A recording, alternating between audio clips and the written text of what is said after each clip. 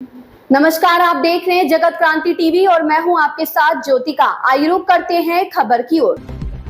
चकबंदी के एसीओ को किया सस्पेंड, मीटिंग में थे अनुपस्थित। शिक्षा मंत्री ने कहा, बजट पर हो चुकी है चर्चा। किसान, व्यापारी, आमजन व शिक्षा सभी पक्षों का ध्यान कर जनता के हित में होगा हरियाणा का बजट। हरियाणा के शिक्षा मंत्री महिपाल ढांडा ने आज भिवानी के पंचायत भवन में जिला कष्ट निवारण समिति की बैठक में 16 विवाद सुने, जिनमें 11 का मौके पर निपटान किया। इस मौके पर उन्होंने चकबंदी के एसीओ वीरभान को मीटिंग में उपस्थित न होने के चलते सस्पेंड किया। इस मौके पर शिक्षा मंत्री ने कहा कि हरियाणा में आने वाले बजट को लेकर चर्चा हो चुकी है, जिसमें किसान, व्यापारी व आमजन सहित शिक्षा सहित सभी पक्षों का ध्यान रखा जाएगा तथा बजट को जनता के हित में तैयार किया जाएगा। इस मौके पर शिक्षा मंत्री ने पत्रकारों से बातचीत करते हुए शिक्षा मंत्री महिपाल ढांडा ने कहा कि नई शिक्षा नीति लागू करने वाला हरियाणा देश का पहला राज्य है। रोजगार परक शिक्षा को लेकर एनसीईआरटी तथा एससीईआरटी से नई शिक्षा नीति को लेकर कई बार मीटिंगें हो चुकी है तथा नए पाठ्यक्रमों का निर्माण भी रोजगार परक शिक्षा के उद्देश्य से किया जा रहा है। उन्होंने कहा कि उनके बीते 2 से 3 माह के कार्यकाल के दौरान उन्होंने शिक्षा विभाग से विभिन्न पॉलिसी से संबंधी 60% के लगभग समस्याओं का निपटान कर दिया है। यह बात उन्होंने प्राइवेट कॉलेजों के सरकारी कॉलेजों में मर्ज किए जाने के जवाब में कही। इस मौके पर शिक्षा मंत्री ने हर वर्ष दिसंबर या जनवरी माह में होने वाले अध्यापक पात्रता परीक्षा में देरी के सवाल पर कहा कि हरियाणा विद्यालय शिक्षा बोर्ड के चेयरमैन की नियुक्ति इसके पीछे का कारण नहीं है, बल्कि एस्टेट की देरी का कारण तकनीकी है, जिससे दूर किया जा रहा है तथा जल्द ही एस्टेट की परीक्षा का आयोजन होगा। भिवानी से सोमवीर शर्मा की रिपोर्ट। कितने साइंस में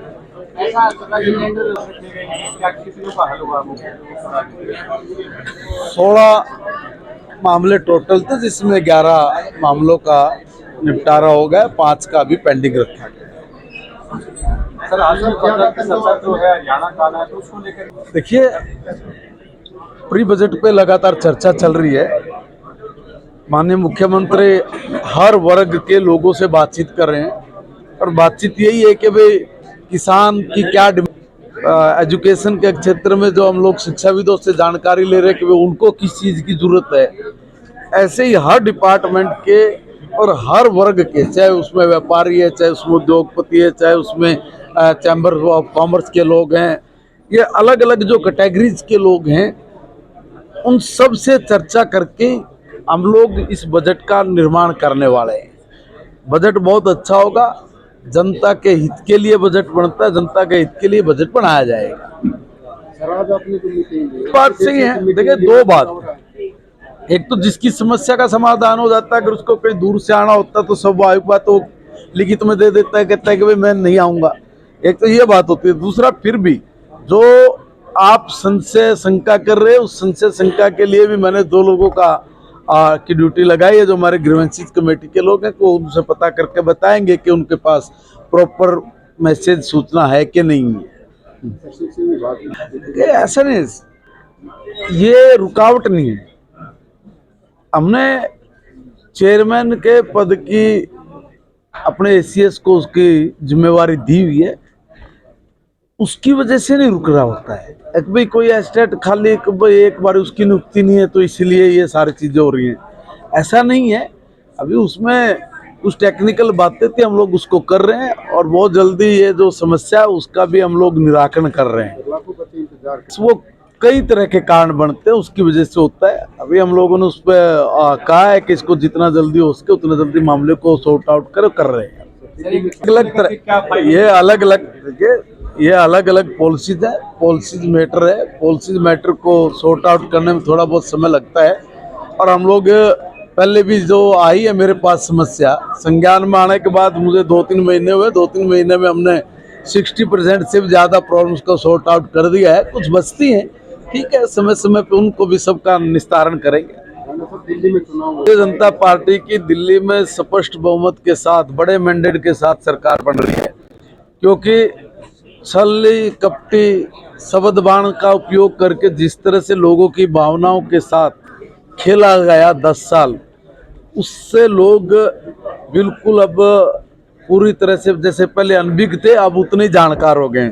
उन लोगों ने ये तय कर लिया कि देखो भाई, जिस तरह से झूठ बोल के ना बिजली की अंडरग्राउंड बना दूंगा, मैं दिल्ली में पेरिस बना दूंगा, पता नहीं किस तरह की बातों का जब आदमी उपयोग करता है, और जब वो सब काम नहीं हो पाते तो लोगों की हताशा साफ तौर पे दिखाई दी और मन बना लिया कि रोड नहीं है, सड़कें नहीं है, सिक्योरिटी नहीं लूंगा, घर में नहीं रहूंगा, पता नहीं कितनी तरह के लोगों के सामने झूठ फ्रॉड बोले गए और वो सारे के सारे लोगों के सामने आए। लोगों ने मन बना लिया कि भाई ऐसे दुर्त आदमी को हमने नहीं रखना जिसकी वजह से दिल्ली बहुत पिछड़ गई है।